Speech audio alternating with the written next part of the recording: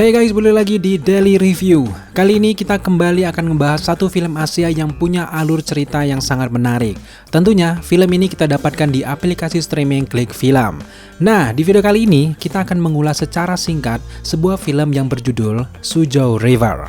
Seperti apa pendapat kita setelah menyaksikan film ini? Apa saja hal-hal seru yang ada di film ini?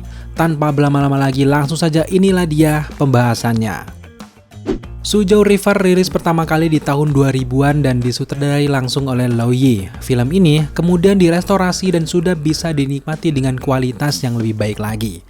Lau Yi sendiri mengambil latar tempat di kota Shanghai, China. Nah, di kota tersebut ada sebuah sungai yang bernama Suzhou seperti judul filmnya. Tentunya, sungai ini tidak hanya sekedar menjadi latar tempat saja. Kejadian penting terjadi di film ini. Sutradara Lau Yi menggambarkan kota Shanghai di masa lalu sebagai kota besar yang ternyata juga menampung penderitaan dan juga kemiskinan. Lau Yi sendiri di masa mudanya sering sekali menghabiskan waktu di sungai Suzhou ini. Bagi seorang Lau Yi, sungai Suzhou inilah sungai Styx-nya China. Buat kalian semuanya belum tahu, sungai Styx adalah sebuah mitologi bagi Yunani, adalah batas antara bumi dan juga underworld. Untuk Suzhou River ini dianalogikan oleh Lau Yi sebagai Styx-nya mereka versi China, sebuah tempat yang menyimpan banyak cerita dan juga misteri. Di scene awal filmnya mengajak kita untuk memperlihatkan suasana sungai Suzhou, ada banyak bangunan tua yang terbengkalai, serta potret aktivitas orang-orang di sekitar sungai. Penggambaran suasana sungai itu diambil oleh seorang videografer anonim. Nah, videografer ini di sepanjang film tidak pernah diperlihatkan wajahnya sama sekali guys. Jadi kalian jangan heran kalau terlihat ada visual yang tidak stabil di film ini. Ini untuk menguatkan kesan kalau scene ini direkam oleh seorang videografer freelance, jadi tampak alami dilihat oleh penonton. Selain bertindak sebagai tokoh anonim, videografer ini juga berperan sebagai narator sekaligus salah satu karakter utamanya. Bahkan di beberapa scene ada kesan yang cukup terasa seperti menonton vlog lewat film ini. Jelas ini salah satu cinema experience yang berbeda oleh sebagian penonton.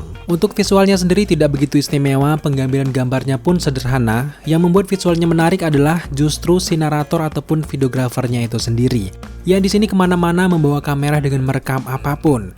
Jadi, kamera yang ia bawa ini juga berfungsi sebagai mata bagi penonton.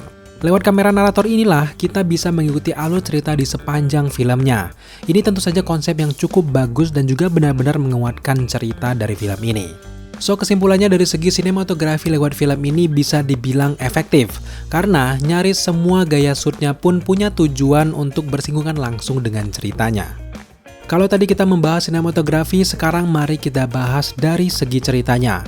Suzhou River sendiri bergenre drama romance. Bagi kalian yang tidak suka dengan cerita cinta, rasanya akan aman-aman saja menyaksikan film ini. Karena cerita di film ini dikemas dengan cara yang tidak terlalu picisan. Ya, bisa dibilang kalau Suzhou River ini adalah sebuah film cinta yang elegan. Meski memang pertemuan kedua pasangan di film ini masih terasa klasik, seperti sang videografer yang bertemu dengan Mei Mei di sebuah bar, karakter Mei Mei di sini diceritakan bekerja sebagai penari di sana. Nah, videografer ini sudah jatuh cinta dengan Mei Mei di awal pertemuannya. Yang tidak kalah menarik juga ada tokoh Mardar yang jatuh cinta dengan seorang wanita bernama Maudan. Mardar di sini berprofesi sebagai kurir. Pada suatu ketika diceritakan ia ini mendapatkan pekerjaan untuk mengantar jemput si Maudan ini guys. Singkat cerita, mereka ini saling suka dan memulai sebuah hubungan. Ya, memang mirip-mirip seperti cerita cinta pada umumnya. Tapi, bukan itu yang menjadi kekuatan dari film ini guys. Apa itu? Kisah cinta mereka bisa dibilang cukup tragis. Di babak awal, videografer ini menceritakan hubungan asmaranya dengan Mei Mei. Nah, dari Mei Mei inilah ia bisa tahu cerita seorang pemuda bernama Mardar tadi. Jadi, kedua pasangan itu adalah orang yang tidak saling kenal sebenarnya. Tapi, ternyata ada satu momen yang membuat keempat karakter ini justru membangun sebuah koneksi yang sangat menarik dan dikemas dalam film ini guys. Ini yang menjadikan cerita terasa sangat elegan. Koneksi yang terbangun di antara keempat karakter utama dilatar belakangi oleh satu hal yang unik dan juga mind-blowing sehingga membuat film ini sangat kuat dari segi cerita. Karakter Mei Mei sendiri adalah karakter yang sangat penting. Meskipun screen time-nya di film ini tidak begitu banyak, tapi treatment seperti ini justru memang bagus banget dan juga pas untuk penonton seperti kita. Kalau kita mencoba membandingkan dengan era sekarang, seperti menyaksikan karakter The Riddler di film The Batman. Meski screen time-nya tidak begitu banyak, tapi terornya begitu terasa di sepanjang filmnya. Bedanya, Mei Mei ini tidak terlalu dieksplor karakternya saja. Kalau kita simpulkan, premis film ini tidak terlalu rumit. Cerita dari film ini hanya tentang Mardar yang berusaha untuk mencari Maudan yang hilang. Sementara sang narator, selain bercerita tentang Mardar, ia juga ternyata punya kisah cinta asmara sendiri yang cukup rumit untuk kita ikuti. Meski baik hati, Mei Mei ini seringkali menghilang tanpa kabar. Ia bahkan meminta narator untuk membuktikan cintanya ini.